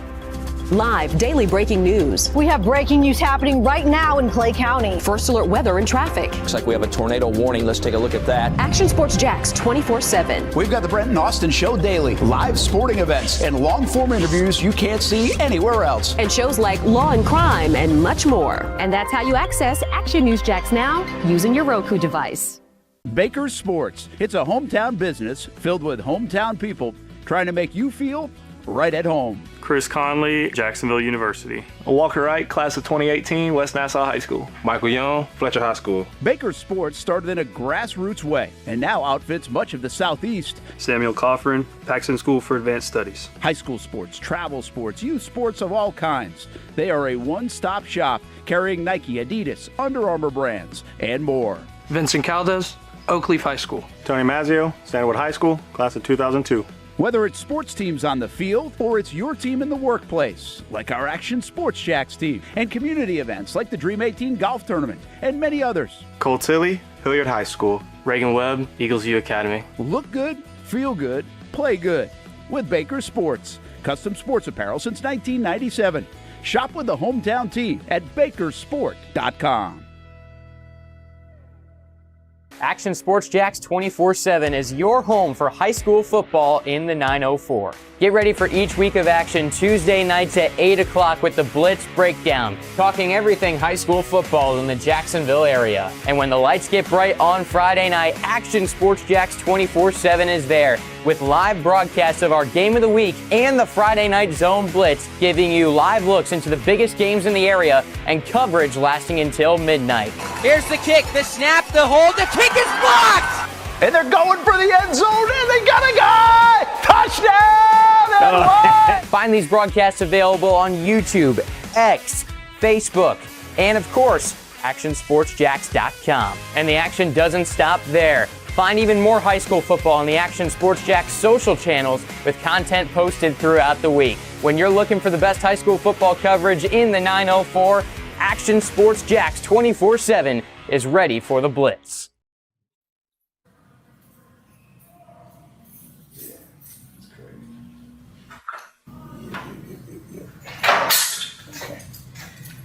Hey, take a look at the Edward Waters new locker rooms. Looking really good. A picture of that for the football team, and the football team coming off a 5-5 campaign under Brian Jenkins last year and ready to go here this Saturday in the opener to start football. College football starts this weekend, which is pretty cool. And that includes right here in Jacksonville with, well, the only college football team in Jacksonville, the Edward Waters Tigers. Brent Martineau back here at Jags headquarters. Jags and Bucs wrapping up their joint practice. And right now, I think Brian Jenkins can hear us. And let's check in with the head coach of the EWU Tigers. How you doing, Coach? I'm doing all right. How you doing? We're good. You ready to roll or what? Let me check here and see. I'm ready to roll, my man. Give us an idea how camp has gone and what's got you excited about this year's edition of the Tigers. Well, I'm excited about this team. You know, we've been at it for quite a while, and these guys have bought into everything that we've brought to them. They've been very focused and very detailed in their efforts. And so when you got a group of young men that's doing that on a consistent level, you could do nothing but be excited about them. What did you kind of lay the foundation of last year, do you believe, with this football team that will help you out now this season? Well, the main thing is being relentless in all effort. You know, that's the main thing. You know, be relentless in all effort, hold nothing back, and you play for four quarters. And we did that, and we showed that. And in some games that we played, you know, we didn't make it easy for ourselves, but we still was relentless in our effort and able to come out victorious. And some games we didn't. But the one thing, when people watch us on film, they saw Edward Waters football team play relentless in all effort for four quarters. How important is this season little lifter, if you will, against Florida Memorial coming up 6 o'clock in Jacksonville on campus or at the Nathaniel Glover Community Field and Stadium? How big is it to get off to a good start for your football team and for kind of set the tone for the season? Well, it's always good to get off a good start with anything, but we're really looking forward to this opportunity and starting our season. You know, this is our first stepping stone that we have to have in order to reach our goal. So it's very important to get off on a good start and see where we're at while giving a relentless effort. So, like I say, I'm excited about it, and you know, I'm really looking forward to Saturday. How many guys do you have coming back, or what's the makeup of this team that kind of knows your style, what your expectation is, and bring some experience, obviously, to the table? Or do you have a lot of new that you're going to rely on and for some different talent? Well, it's a little bit of both. I mean, about 60% of our team returns, and we have included in that, we have a lot of new additions too. So it's a situation where, you know, you got a mixture of old and new. And I mean, but they found a way to really gel and become one in a short period of time. So, you know, but like I say, it's a mixture of old and new. And I think people are going to be really shocked at what they see on the field on Saturday.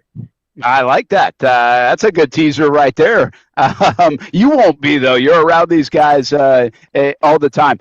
All these years later, all the coaching that you've done, maybe this year versus last year, is your camp similar? Or have you changed things up a lot, whether it's because of the style of player, strength and conditioning, analytics, science? How different is a Brian Jenkins senior camp now versus maybe 10 or 20 years ago? Well, it's changed a little bit. Guys like me, the old cats, we try to keep it the same. We try to keep as old school as we can because that's what we know. But in order to progress, you got to change. In order to evolve, you got to improve. And if you want to be with the best, then you got to adjust. So the number one thing that we've done here is establish a culture. And as long as you have that culture established, then you can make whatever adjustments or changes you need to make in order to fit your team. Last year, we first started out, so we really wanted to establish the culture. So the way we did camp was a little bit different. This year, we feel like we've already established our culture. So we had to change camp up a little bit and in order to fit this team, because every team is different.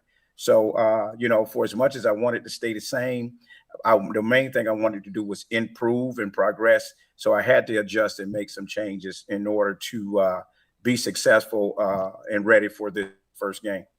I'm curious at how the recruiting trail has gone now that you're Division II. You guys have made that transition. What's that part been like? Do you feel like that has paid off? Is that helpful on the recruiting trail? Give me some thoughts and some background, because I don't really have a good feel for that.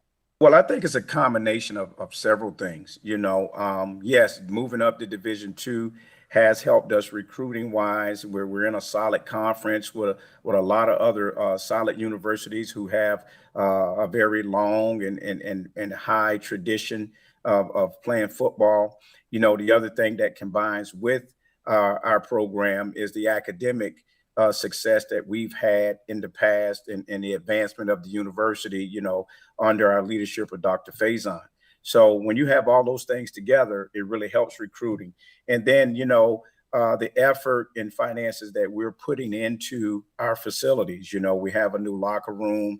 Dr. Faison has put another effort in improving our coaches' offices and our meeting rooms, which is really tremendous. So when you have all those things going, and then you have the leadership that we have in Dr. Faison, you can do nothing but have success recruiting. I feel like it's something I bring up the last couple of years, and this is just an eye test. I have no idea about the money spent, but I feel like Edward Waters has invested a lot of money, especially for this level, or take away like the Power Fours in the state. But I think you'd be hard pressed to find another program around the state that seems to be investing so much, from the new football facility that you have to what you just mentioned. We showed the locker rooms off the top. I mean, that's not an easy thing to do at this level. So, I mean, that has got to be such a wonderful thing to be a part of, to feel like you're having the resources, because a lot of times at these levels, it can be a struggle. Right. Absolutely. And the thing that Dr. Faison has done, he's been very strategic with the way he's went about doing it, because he hasn't cut any other program short or, across campus when it comes to academics and anything on that end. But he has a masterful way of getting things done and progressing this university, just as well as you see sport programs facilities improve, you see academic facilities improving as well. So, but you're right. I mean, you look at it, we have the new stadium but you also got to look at the new basketball gym that we have as well. Then you got to go over and look at the new wellness center and weight room that we have. And then you look at our coaches' offices that are being renovated, and he's upgrading there. Then you got to look at the basketball side and look at the new track that's to come, the new dormitory that's in plans to be here as well. So Edward Waters is definitely on the rise, and Dr. Faison has a very strategic plan of improvement throughout our campus. We're looking at that schedule right now. What jumps out at you? You can invite all of Jacksonville to one of those games. Which one are you picking? I'm picking all of them, because I think they're all going to be exciting. Every game gives us a chance to showcase the effort and the work that our student athletes have put into it. It gets a chance to showcase, the coaching wisdom and expertise that our coaches have. And it gives you a chance to enjoy our environment. So for those who don't know about Edward Waters, please come out and check out a game. I guarantee you will enjoy it very much, and you'll really want to return. And by the way, we're going to hopefully showcase a game or two or even more on the action. Network, but also coming in to the new Action Sports Jacks TV channel. More to come on that part of it, but hopefully we'll be watching some Edward Waters football games, even from the couch. But get on out there to the home games, including this weekend, Saturday night, 6 o'clock in Jacksonville for the home opener for Brian Jenkins and Edward Waters. One other thought, the college landscape's so silly and crazy, and I guess I could use the word stupid in some respects. Is it nice that, or do you, maybe I'm wrong here, but it doesn't feel like you have to deal with all that garbage that we're seeing? I know you probably have plenty of garbage to deal with, but like, is it nice to be at this level where you don't have to wade through all that's going on in the collegiate landscape right now? In a sense, yes, absolutely. I mean, because the one thing that we do, we let you know what it's going to be, and that's it, to the point. And if you want to be a part of it, then you're welcome. But we don't have to deal with a lot of other things to me that I believe has disrupted, the innocence of college football.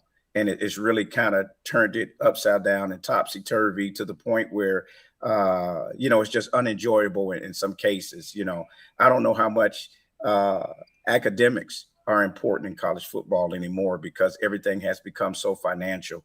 But at our level, it's been really good, that we don't have to deal with a lot of those things. And the young men are here for academics as well as to participate and do what they love to do, and that's play football, to hopefully give themselves a chance of advancement in both areas. So we do have the luck of the draw of not having to deal with certain things that other levels have to deal with.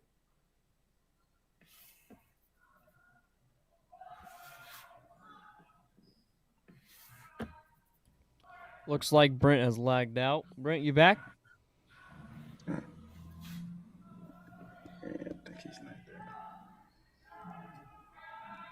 All right, Coach. Appreciate you joining us. Good luck the rest of the season.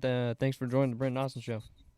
Okay, man. I thank you guys for having me once again. I appreciate it. Yeah, for sure. That's Coach Brian Jenkins Sr. We're going to hit a commercial break. Brent's back. I'm back, Coach. Thanks. I jumped out for a second there. You know what I really was? I just didn't want that picture up against your nice picture of me longer, like that right there. So, but anyway, hey, we were about wrapping up anyway. I appreciate you checking in. Good luck Saturday night, and I can't wait to watch the Edward Waters Tigers all season long. All right. Thank you, my man. Thank you for the support, and thank you for having us on. You bet. Thanks, Coach. Good luck. That'll be fun to see. And again, I teased it a little bit, but we hopefully will have some Edward Waters games on our new TV channel coming in October, working with those guys right now. But we're also looking at one of the games in September before we even launch to maybe get on our Action Sports Jacks 24/7 network. So really, I said it, we said it. I mean, what they've done there facility-wise, the investment in athletics, and obviously the education too at Edward Waters is a very, very cool thing to watch. And we love catching up with Brian Jenkins. So appreciate that. Hey, Chandler, we almost made it through. I have no idea why some of that is jumping out today, but we almost made it through the whole interview. Almost did it. Frustration continues, reigns supreme here today. But overall, doing a good job back there. There's a lot done. Hey, we made it through yesterday's show, no problem. Can't get through the Brent Austen show today, as simple as this one is, versus last night. Last night was way more difficult, by the way, than this one. This one's very more simplistic, but technology will fail us on occasion. All right, here's what I would like to do. Let's do this. Let's hit a break and then maybe get Austin or Hamby or somebody on to check in from practice. I know those guys are doing some interviews and catching up. So we'll do that when we come back. We'll end up putting a bow on the show here on the Action Sports Jacks 24/7 network. The good news is tomorrow and Friday back in studio, so we don't have to wrestle with whatever we're wrestling with today. Another nice bit of good news. I said this on Twitter. This had to be it has to be in the running for a record low temperature to start a training camp practice. When I saw it, when I got here, it was like 78 degrees. I checked my phone at the start of practice when both teams were out. It was 79 degrees. Super comfortable day here in Jacksonville. And you just don't get that. Now there's some overcast clouds, and now that's given way to a little bit more blue sky. But overall, what a weather day to get some work in for the Jacksonville Jaguars and the Tampa Bay Bucs. Very abnormal for late in August. to get this. And there you can see kind of nice day to get out and about. You know, the nights have been pretty nice, even after all the storms. The nights have really cooled off if you're out at 8 or 9 o'clock at night. So it's been that part's been good. The storms have been all over the place, though. Morning, midnight, who knows? And dang, they've been powerful, at least where I've been at. It seems like in the last couple of weeks. All right, we'll hit a break. Brent Austen Show, Action Sports Jax 24/7 Network. We'll be right back. Attention Jacksonville drivers, we heard you loud and clear.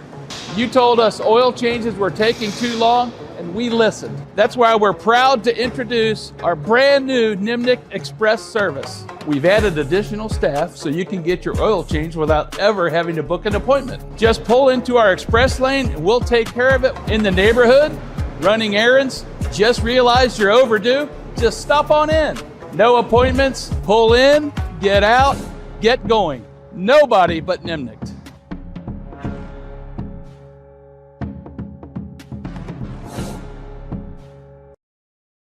No one does it better, plays harder, or delivers more sports than CBS 47, Fox 30, and streaming on Action Sports Jax 24/7. The only local, multi-platform, round-the-clock streaming sports show in Jacksonville. Yeah, thanks, Brent Austen. I really appreciate you having me on. From high school football, college game days, the AFC, Wide open, caught for a touchdown. the NFC, He gets there, touchdown, Seattle. the PGA, Unbelievable. World Cup soccer, NASCAR, Denny Hamlin, big-time victory in Nashville. baseball, Ball deep center, Edmonds going back, the ball is going long. local Jag shows, You feel the energy in here. There should be energy. Jags are in the middle of a playoff race. and of course, your official stations of the Jacksonville Jaguars. Lloyd, pick six, breaks a tackle, touchdown Jacksonville. We have all the sports, the exclusive interviews, We got the best fans in the NFL. the biggest games, the live events to help make your business soar. So hold on and see why live sports is where you need to be. On CBS 47, Fox 30, and streaming on Action Sports Jax 24/7. Get in the game. Most of us know how to throw.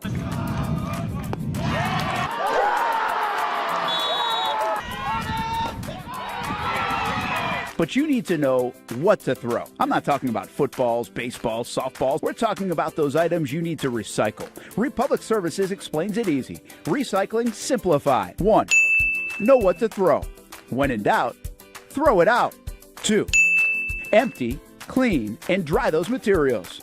It takes an extra minute, but it makes a big difference. And 3. Don't bag it. This makes the recycling process faster and more efficient. This is a look at the Republic Services North Florida Recycling Center. You can make this process even more efficient.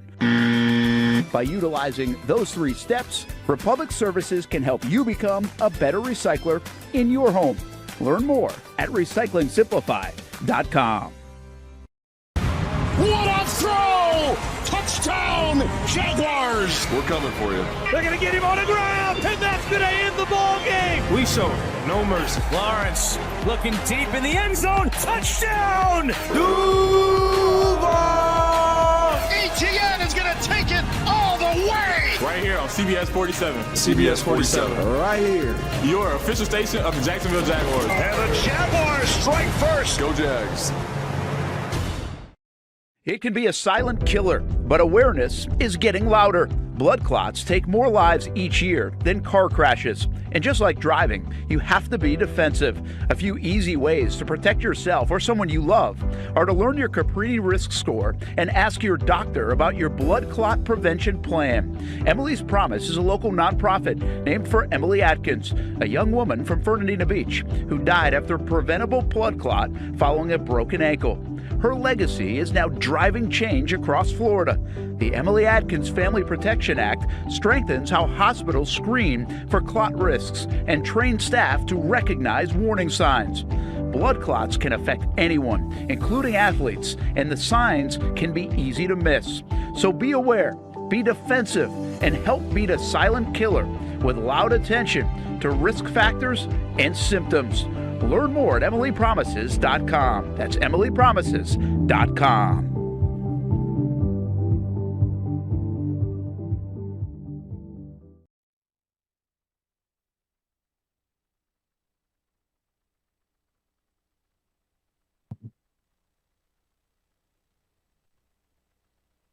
Welcome back here to the Brent Austen Show as the Jags and the Bucs wrap up day 2 of the joint practice. This was a very low-key, relaxed practice for the Jags and the Bucs. Brent Martineau Austen Lane going to check in just a moment with us from downstairs. It's funny, I'm like upstairs here, and now everything's kind of cleared out. They're going to do some work on the field. And basically, we have a ton of people here. There's going to be a promo for Action Sports Shacks. We got so many people here. Amby, Liv, Noah, Chandler back there. Get the whole team working on this operation.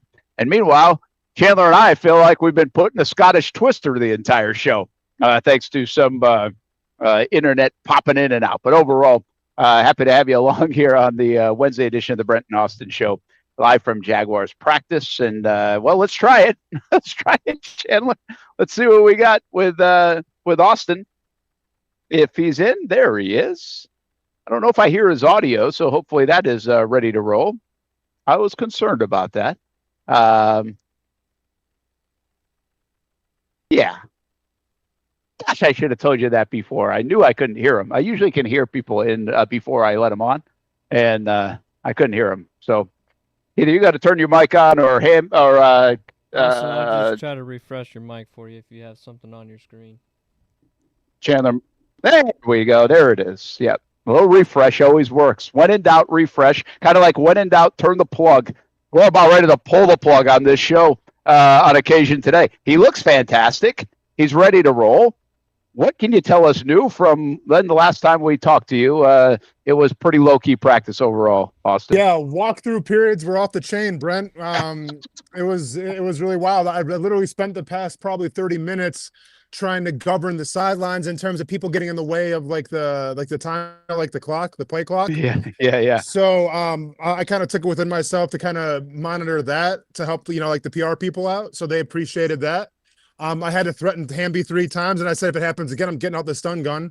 So that was happening.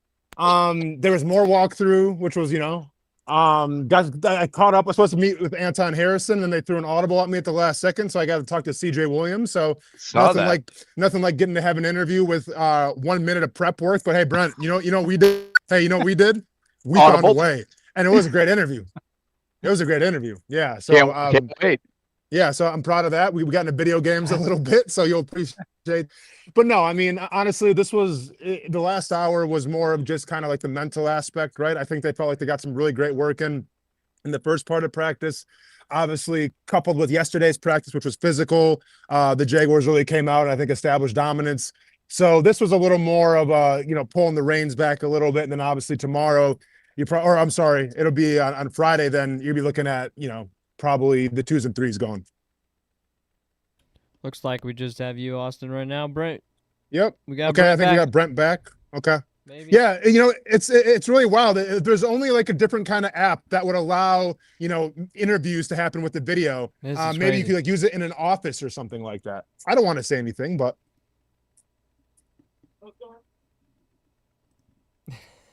should I just keep on talking, Chandler? Yeah, what is Brent doing?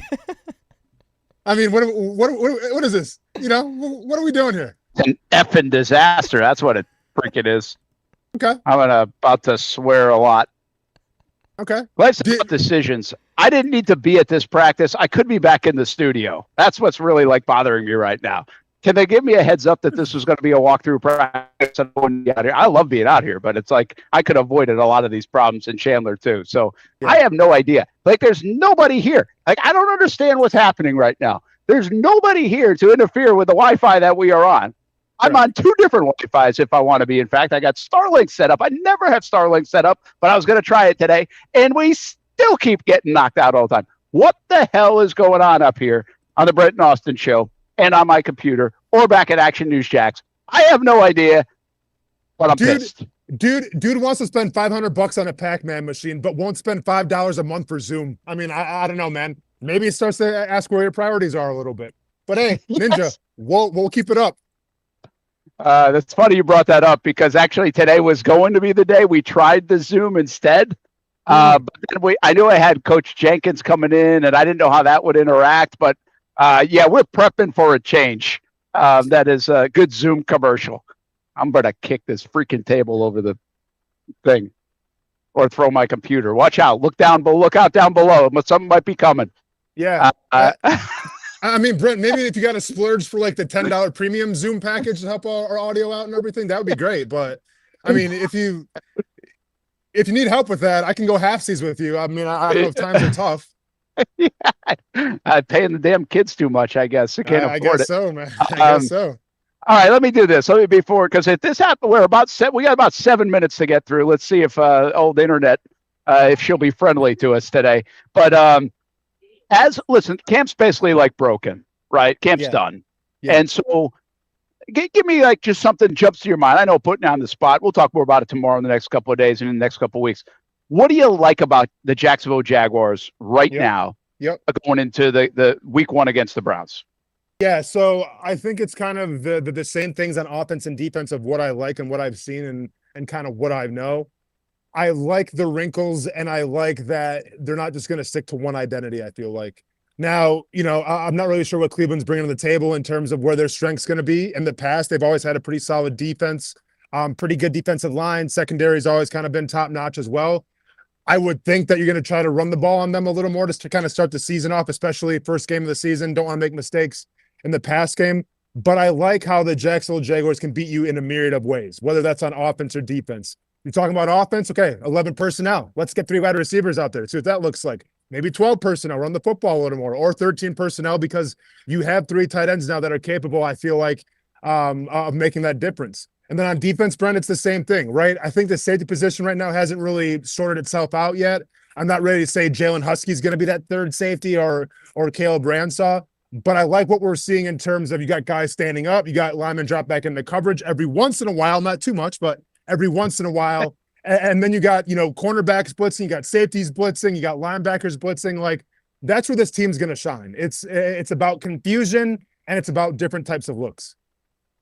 All right. Are you happy with the quarterback and where he's at and where you feel like he's at going into the season? Yeah, I mean, I think yesterday's practice with that one solid takedown really solidifies how I feel about Trevor Lawrence. And even if you take that takedown off the table, this is kind of where it's at now, Brent, right? Where we're not coming on a single day saying, well, that was a great pass by Trevor. Oh, that was a nice looking ball. Now we're kind of focused more on the wide receivers. We're focused more on Parker Washington, Brian Thomas Jr. and company.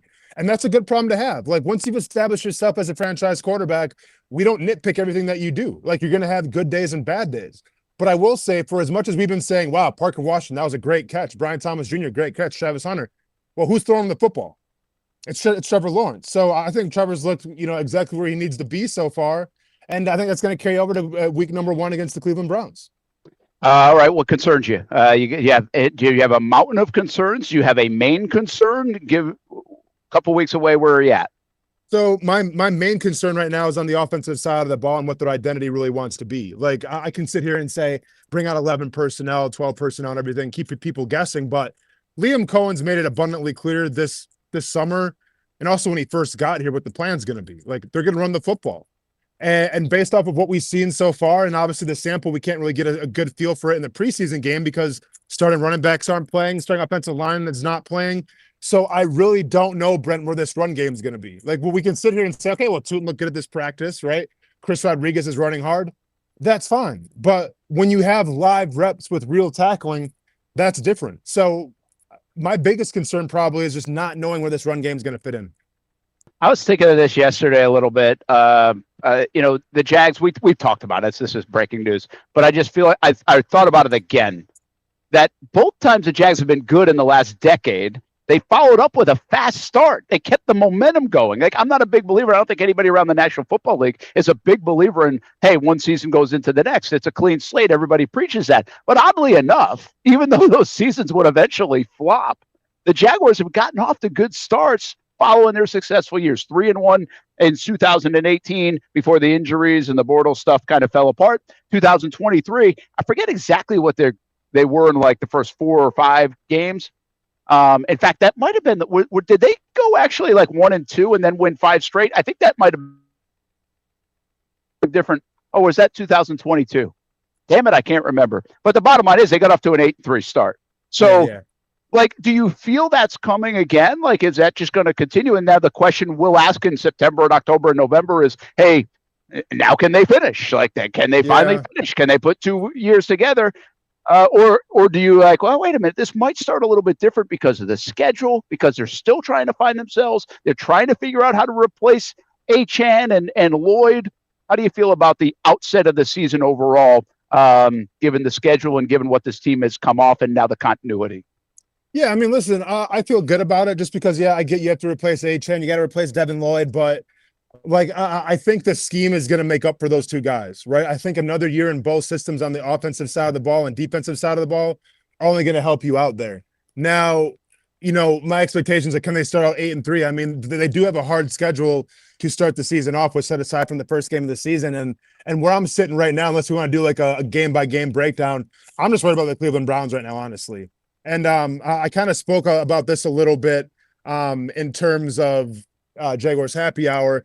Like, on paper, the Jaguars win the game 10 times out of 10 against the Cleveland Browns. Yeah. But this is the NFL, and the ultimate equalizer in the NFL will always be physicality. And if you want to say one thing about the Cleveland Browns, quarterback's a giant question. Would Quinson Judge? There's a lot of question marks right now in Cleveland.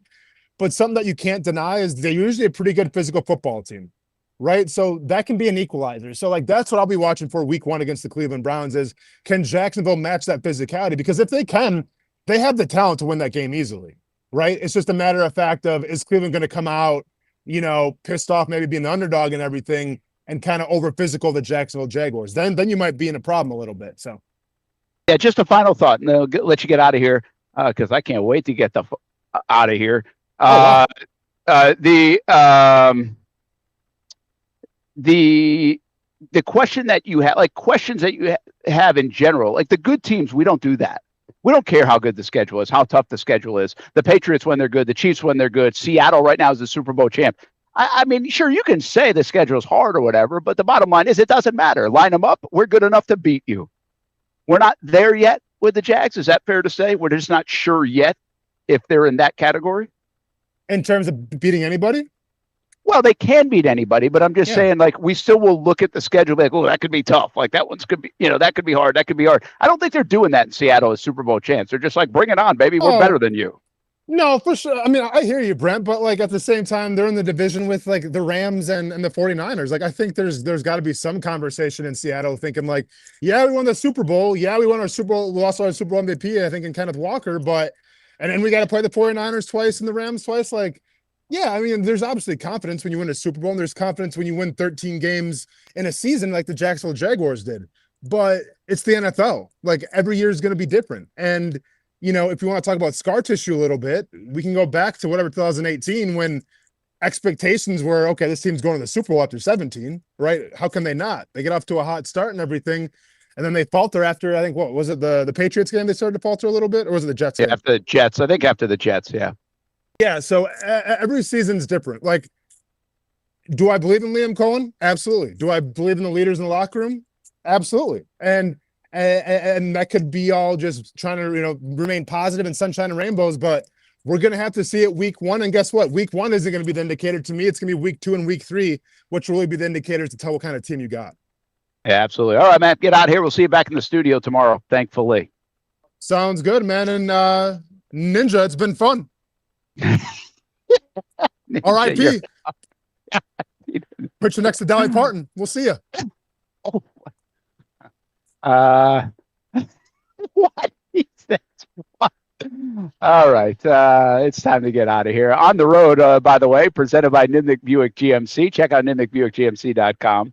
And you can go visit the showroom off Phillips Highway. I'm about to take my Nimnik Buick GMC and get the heck out of here. Might have to go to Rena's Pizza for lunch on the way. Rena'sPizza.com. Check out the 5 locations, including the new one right up there, Bay Meadows and Southside and Deerwood Village. All right, we're going to do it again tomorrow. Thanks for the patience today. And had some fun anyway here from Jags camp the last couple of days. Do love being out here. Appreciate the Jags for allowing us to be out here. And back in studio tomorrow, Brent Austen Show, Action Sports Jacks 24/7 Network. And we'll see you on TV tonight, CBS 47, Fox 30.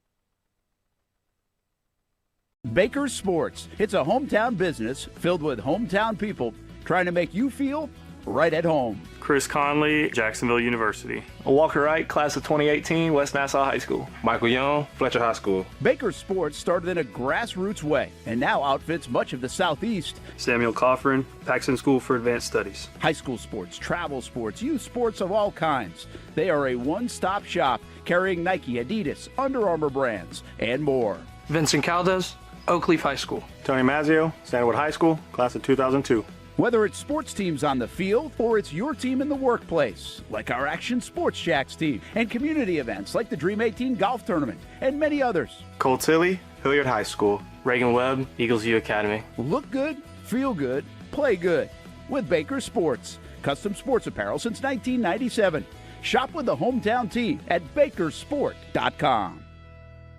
Local sports content anytime and anywhere. That's been the vision of the Action Sports Jacks 24/7 network as we bring you live events and exclusive interviews just like this. I'd be lying if I'd have said in 1995 when they picked me that 30 years later I'd be sitting here. Let's see this weigh in right now. What do we got? Oh, we got a big hole. 44.48. There's the moment here. Lead is 14, matching the largest of the game. Crawford, he Oh did it my again! gosh. If we can't do the minimum of making it to the Final Four, then something's really not right. And it's only growing from there. So join the thousands of people that have been tuning into the Action Sports Jacks 24/7 network each week. Download the apps, save the website, or tune into any of our social media platforms as we bring you local sports anytime and anywhere. So come watch some sports with us on the Action Sports Jacks 24/7 network. Nimnik is synonymous with Jacksonville, and now in 2026, Nimnik is celebrating 85 years of partnerships with you. Longevity equals trust, and you want a car dealership you can trust. Thousands of vehicles sold, generations of families, all part of the Nimnik family of dealerships. It's nobody but Nimnik, and part of the reason why is this is a first-class buying experience here at Nimnik Buick GMC. You're not just a customer, you're a friend. This is about getting a vehicle that best fits you and getting you on the road, and also helping